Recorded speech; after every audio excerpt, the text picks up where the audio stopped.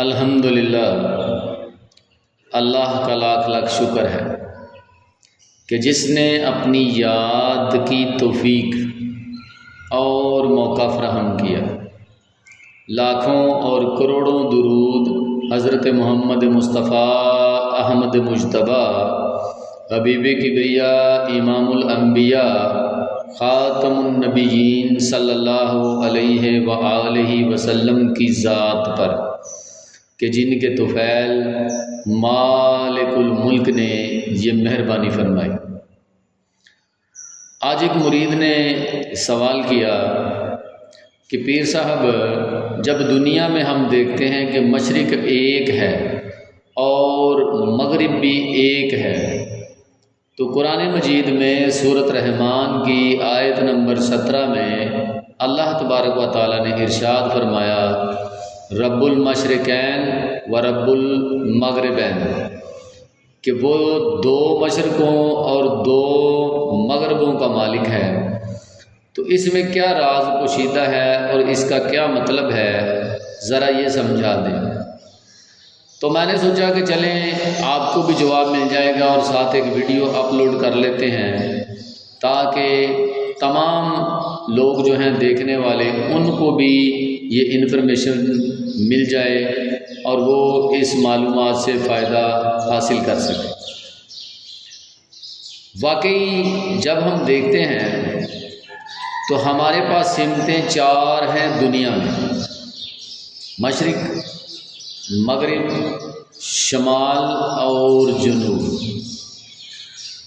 جب ہم دنیاوی لحاظ سے دیکھتے ہیں تو اس کا جواب یہ ہے کہ یہ ہم نے اپنی آسانی کے لیے جو ہیں نام رکھے ہوئے ہیں، اور جب ہم اس کتاب کی طرف دیکھتے ہیں جو لا ریب ہے، جس میں کوئی شک نہیں، جو منبع علوم ہے، تمام علوم کا سرچشمہ جو ہے کتاب الہی قرآن مجید ہے، جس کی تعلیمات پر، جس کے احکامات پر کوئی شک نہیں ہے۔ یہ لا ریب کتاب بھی ہے اور ھدی للمتقین، متقیوں کے لیے ہدایت بھی ہے۔ اب جب ہم دیکھتے ہیں قرآن مجید کو تو سورۃ مزمل میں لفظ جو ہے وہ مشرق بھی آیا ہے اور مغرب بھی آیا ہے۔ جب ہم سورۃ مزمل میں پہنچتے ہیں تو وہاں پہ رب المشرق والمغرب یعنی واحد کا صیغہ بھی استعمال ہوا ہے، اور جب ہم سورۃ رحمان کی طرف دیکھتے ہیں آیت نمبر 17 میں تو وہاں پہ رب المشرقین و رب المغربین تثنیہ کا صیغہ جو ہے وہ بھی آیا ہے، اور جب ہم سورۃ معارج جو ہے اس میں دیکھتے ہیں تو ہمیں پتہ چلتا ہے وہاں پہ جمع کا صیغہ بھی آیا ہے، رب المشارق والمغارب۔ اب بات جو ہے آپ کو کلیئر ہو گئی کہ یہ رب المشرق اور والمغرب یعنی واحد، تثنیہ اور جمع تینوں صیغوں میں استعمال ہوا ہے۔ اب جو اس مرید کا سوال ہے کہ رب المشرقین اور رب المغربین کیوں کہا گیا، تو جب ہم تفسیر کی کتابوں کو دیکھتے ہیں تو ہمیں تفاسیر سے یہ بات سمجھ آتی ہے کہ ہمارے جو مفسرین ہیں انہوں نے مشرقین اور مغربین، دو مشرقوں اور دو مغربوں کا مطلب یہ لیا ہے کہ چونکہ سورج جو ہے وہ موسم سرما میں اور گرما میں دونوں موسموں میں الگ الگ مقام سے طلوع ہوتا ہے، یعنی اگر آپ دیکھیں تو سورج جو ہے وہ گرمی کے موسم میں جس مقام سے طلوع ہوتا ہے اور جس مقام پر جا کر غروب ہوتا ہے، سردی میں اس کا مقام وہ بدل جاتا ہے، یعنی وہ دوسرے مقام سے جو ہے وہ طلوع ہوگا اور کسی دوسرے مقام پہ جا کر غروب ہوگا، یعنی اس کا جو طلوع اور غروب ان دونوں کا جو مقام ہے وہ سارا سال ایک جیسا نہیں رہتا۔ موسم سرما میں اور ہے، موسم گرما میں اور ہے۔ اس لیے مفسرین کے مطابق جو ہے یہ رب المشرقین والمغربین جو ہے، رب المشرقین والمغربین کا مطلب یہی لیا گیا ہے کہ دو مشرقوں اور دو مغربوں کا مالک اللہ ہے، اور وہ دو جو مشرقیں ہیں وہ سورج کے مقام کو انہوں نے لیا ہے، سورج کے طلوع ہونے کے مقام کو اور سورج کے غروب ہونے کے مقام کو لیا ہے۔ اور اگر ہم صوفیہ کے پاس چلتے ہیں اس مسئلے کے حل کے لیے، تو صوفیہ کی آپ کو پتہ ہے کہ دنیا جو ہے وہ الگ ہے، تصوف والوں کا جو الگ طریقہ ہے، ان میں کچھ لوگ جو ہیں وہ اس بات کے قائل ہیں کہ دو مشرقوں سے مراد یہ ہے کہ جب انسان اپنی ماں کے پیٹ میں ہوتا ہے تو وہ اس کی پہلی مشرق ہے، یعنی اس کا طلوع ہونا ہے، اور جب وہ اس دنیا میں آتا ہے تو دوسری مشرق ہو جاتی ہے، یعنی دو مشرقوں، یعنی ماں کے پیٹ میں بھی انسان کا مالک اور رب اللہ ہے، اور جب اس دنیا میں آتا ہے تو تب بھی اس کا رب جو ہے وہ اللہ ہی ہے۔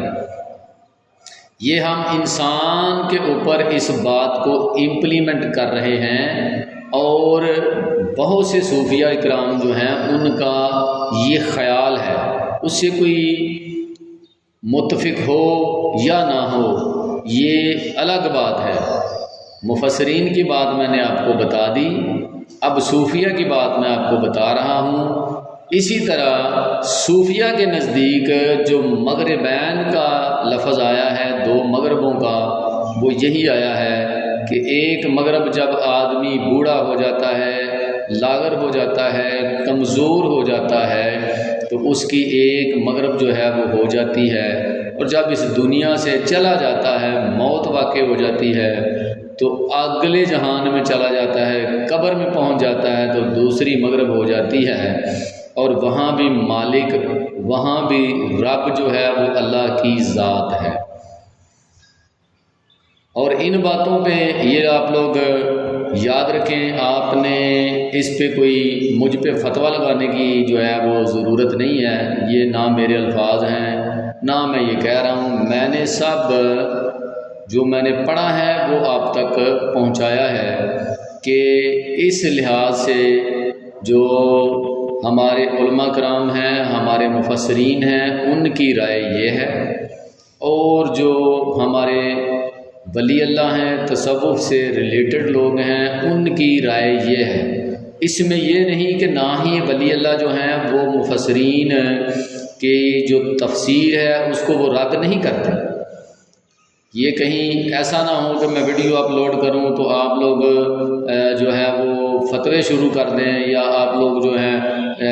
برا بھلا کہنا شروع کر دیں مجھے۔ میں نے آپ کو جو باتیں پڑھی ہیں